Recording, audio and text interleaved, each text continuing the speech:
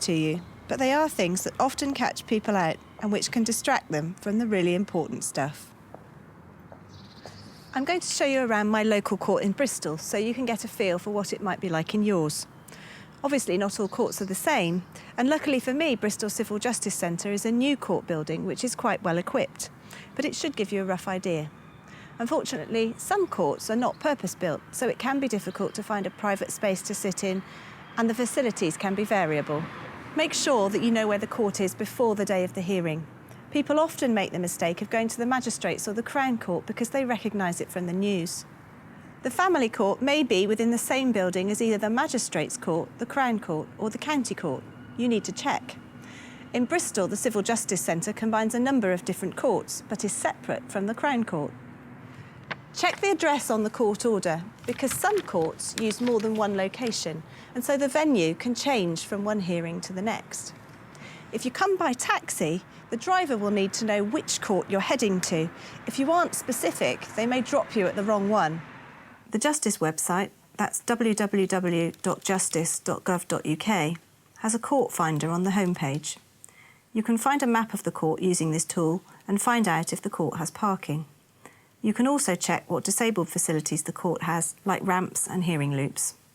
Not all courts have dedicated parking, and some are difficult to get to using public transport, so do make a plan before the morning of the hearing.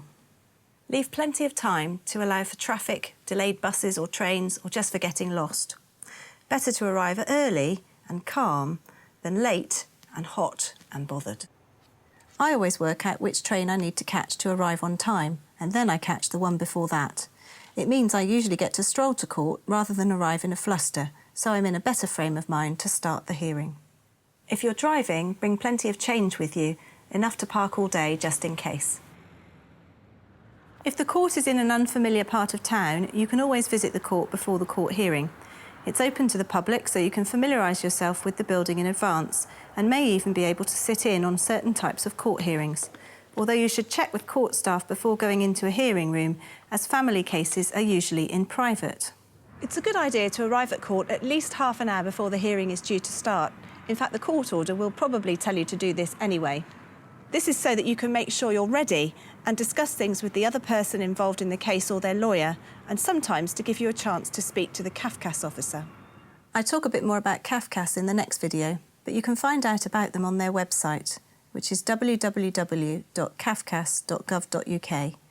That's cafcass.gov.uk. You'll need to go through security to get into court. We're not allowed to film the security process, but usually you'll need to empty your bag, allow your pockets to be searched, and go through a security arch, a bit like security at the airport.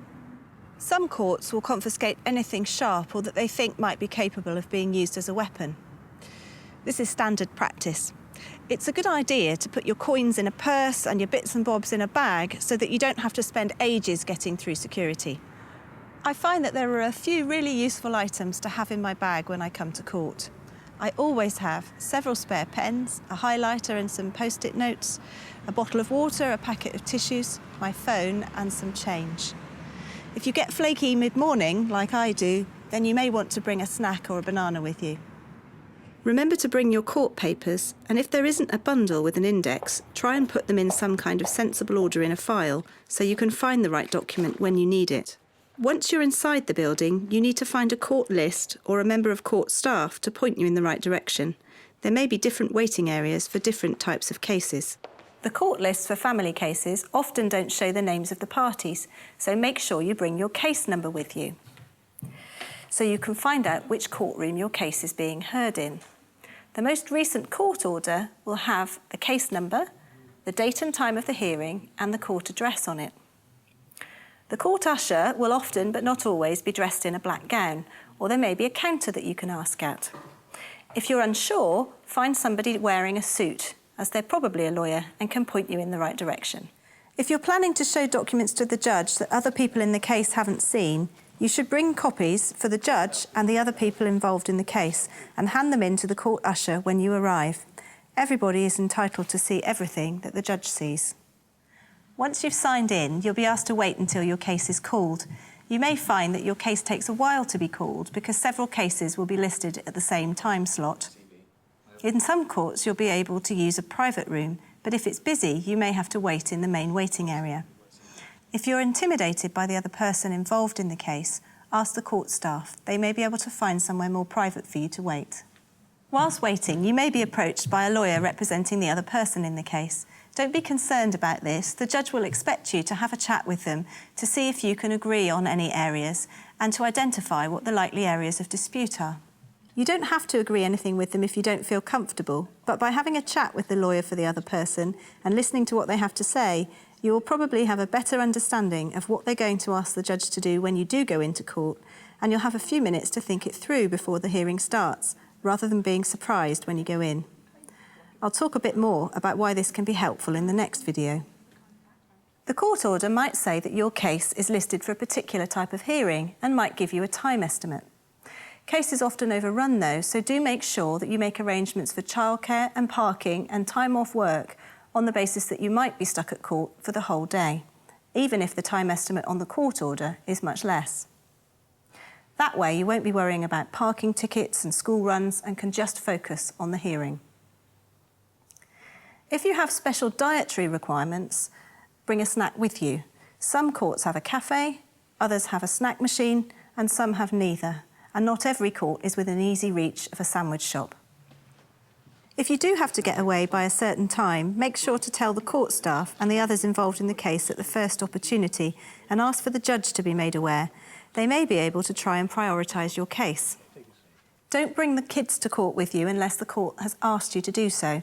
You will almost certainly not be able to bring them into court unless it's a very small baby and there's no alternative. Family cases aren't open to the public, and although the press are allowed into the hearing, they rarely come and can be excluded if appropriate. If you've brought a friend with you to court, they may be able to come into the hearing and sit quietly and support you, but not speak on your behalf. Someone who does this is called a Mackenzie friend. You should tell the usher when you arrive that you have a friend that you'd like to bring into court with you, and you may have to ask the judge to approve this before the hearing begins. As long as your friend is sensible and doesn't disrupt the hearing, they will usually be allowed in. You must be sure that your friend understands that all the court documents and everything that's said in court are confidential and mustn't be passed on to anyone else. Some judges will ask your friend to provide a short CV or fill in a simple application form. It follows that if your ex wants to have a Mackenzie friend with them in court, they will probably be allowed as well, unless there's a good reason. If you object, you must say so. Tell the usher before you go into court or tell the judge at the start of the hearing. It's generally better not to bring your new partner or someone who's taken sides in the split with you to act as your Mackenzie friend. It will make the atmosphere more difficult and they may not be permitted to come into court, which would leave you on your own. This is an argument that's really best to avoid. Some courts have local organisations that provide support, advice or representation for free.